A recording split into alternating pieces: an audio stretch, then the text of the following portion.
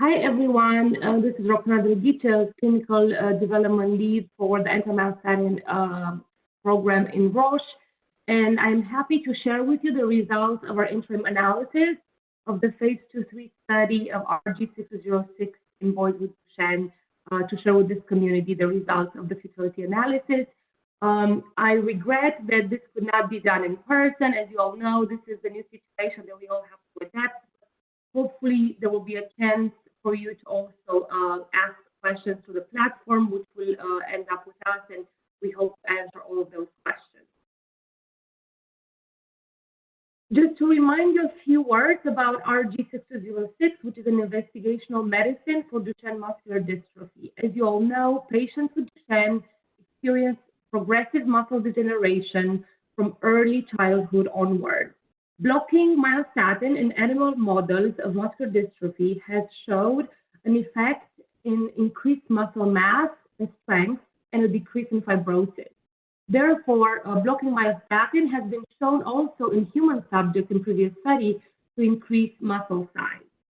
RG6206 is a fully human anti-myostatin adnectin that's being investigated in patients with Duchenne, and it blocks the ability of myostatin to restrict the muscle growth.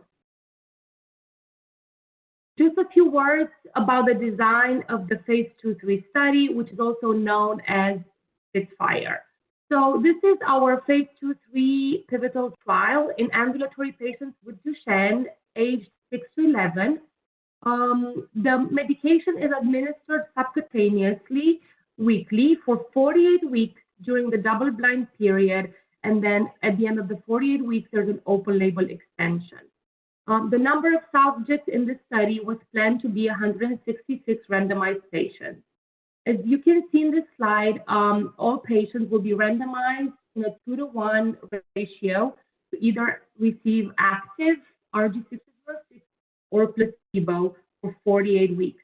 We have two different doses. Dose 1 is 7.5 or 15 milligrams, depending on the weight of the patient, and the higher dose, dose 2, is 35 or 50 milligrams. And of course, the third arm is the matching placebo. At the end of 48 weeks, as I mentioned, all patients had the opportunity to enroll in an open-label phase where all patients will receive active treatment. So those that were on dose 1 will stay on dose 1, those that were on dose 2 continue on dose 2, and those that were initially randomized for the placebo arm will then, half of them go to dose 1 and half of them to dose 2. The key inclusion criteria are the typical ones that you see in a Duchenne trial. The only one I want to mention is maybe the North Star score of higher than 15 and the 4-star climb under 8 seconds. The primary endpoint for the trial is the change from baseline in the North Star total score at week 48, and the main secondary endpoint is the change from baseline at week 48 in the 4-star. Other secondary endpoints are the stand from supine, 10-meter walk run, 6-minute walk test, the PODCI, the transfers and the basic mobility subscales, and the Actimyo device, which is a wearable device that the patient had the opportunity to use during the trial. As exploratory, we had the imaging parameter, which is the lean body mass index, as measured at week 48 in comparison. This slide shows the baseline characteristics, and this is just the conclusion of this slide is to show that actually the arms were very well balanced. The mean age was about the same in the active versus the placebo groups. Also, the groups were very balanced in terms of the North Star total score at baseline and the 4-star climb. So we can safely say that the groups were very well balanced in terms of the parameters at baseline. This is a few words to describe the details of the futility analysis. So this was a pre-planned analysis for the SPITFIRE study, and the main parameter of this futility was to be conducted at week 48 after 30% of the patients were randomized. So basically, when a third of the patients have completed week 48, this is what triggered the futility analysis. So the primary analysis was conducted based on a snapshot with a clinical cutoff date of July 16th of last year.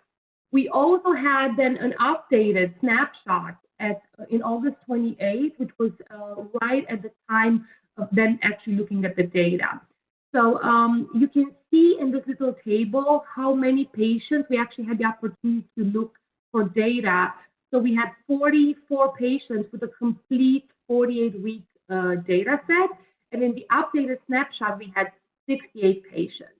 And then going up from 48 weeks, we had also 73 patients with 36 weeks complete and 98 with 24 weeks, and 139 patients were already past the week 12. The analysis methods have compared the placebo arms to the pooled active doses. So we always pooled the two doses, dose 1 and dose 2, and compare them to placebo. The primary analysis has used the MMRM model with the treatment visit, treatment by visit interaction, the randomization stratification factors, and frequency of corticosteroid regimen. The threshold for this futility analysis was set at 1.5 points for the placebo-corrected treatment difference in change from baseline week 48. So basically, we wanted to see that the pooled active arms together, when compared to the placebo, would have had a better outcome of at least 1.5 difference in North Star. So this is the slide that summarizes the main part of the futility analysis. So as I mentioned, the primary endpoint was the change from baseline in the North Star total score. And we can see here, using the MRM analysis change from baseline at week 48, on the primary snapshot, we had, again, the 30% of the patients that completed 48 weeks of treatment. We can see that actually the treatment difference between the two arms was 0.06. And the threshold, just to remind you again from the previous slide, was 1.5. So this was obviously not met, and it was safe to say at that point that it was very far off from the 1.5. But of course, we didn't stop there, just looking at the primary endpoint, and we looked at many other things, which I will go through in the next few slides. So the supplementary analysis that we did were, of course, on the secondary endpoint. So we used the same MMRM model to look at the change from baseline, and we used, again, the updated snapshot, which had more patients than the 30% that were set for the threshold for the futility. So we looked at the 4-stair climb, the 10 from supine, the 10-meter walk run, and the 6-minute walk. The first three of them, as you can see, the last column called treatment difference, was very small. So the difference was close to 0. The only one that looks numerically positive is the 6-minute walk test, where the treatment difference is 9.5. So I want to stop a minute to talk about that. 6-minute walk test has a minimum MCID of 30 meters. That's where you start to say that's clinically significant. So actually, 9.5 meters is very far off from the 30 meters. So even though it looks numerically positive, we can say that in the secondary endpoints, we also didn't see any treatment difference between active and placebo. Of course, we have provided all the safety data to the IDMC for review, and I think from the safety perspective, this is very well tolerated and safe drug. There were only 7 SAEs reported, and 3 were in the placebo group. 1 was actually in the low dose group, and 3 of them were in the high dose group. So in the placebo group, we had an influenza-like illness, a hypocalcemia, and myocarditis. In the low dose, we had a humerus fracture, and in the high dose, we had a cardiac arrest, which is actually fatal, a supraventricular tachycardia, which was moderate, and an overdose that was mild. So overall, RG6206 was well tolerated with only mild AEs. No SAEs were actually considered related to treatment. So safety data is still being collected as we speak, as all the patients are in the safety follow-up, and we will report later on with the full data set. So the conclusions of this pre-specified futility analysis has been that the threshold that we have set for the North Star, which was 1.5 point in change from baseline, has not been met. The analysis of the ITT population results for secondary endpoints also did not indicate any meaningful treatment differences. RG6206 was found to be very well tolerated with no SAEs related to study drug. As I said, safety data is still being collected and we will report back. There's also another set of additional analysis that we are running once we have the full data set. The data is still blinded. We still don't have access to the full data of the patient. This will happen only after database lock. So we will have more to share. So as I presented in the slides with the primary endpoint and the secondary endpoint, these efficacy results actually support our decision to terminate RG6206 development in Duchenne, which means both studies, the SPITFIRE study, which is the pivotal one I just presented, and the Thunderjet study, which is the 2-6 study, the phase 1b/2 study that was an open label. The next steps, I think, following this decision is that we will also run analysis on the DEXA data, which we cannot do right now because we need the individual patient data after we unblind. So we'll be looking at the change from baseline in the lean body mass index. We are going to look at additional PD analysis, all the secondary endpoints because we only looked at a few. So we'll be looking at the data that was produced by the Actimyo wearable device. We will look at the PODCI transfer, basic motility subscale, and the safety data. This was a very hard decision for Roche because we invested so much time and effort, not nearly as close as the patients and the families and the physicians in the study. But I think what we saw at the futility analysis did not give us much hope to continue. It was a hard decision, and we took the time to look at everything that we could that could give us a signal to continue, and we couldn't find that.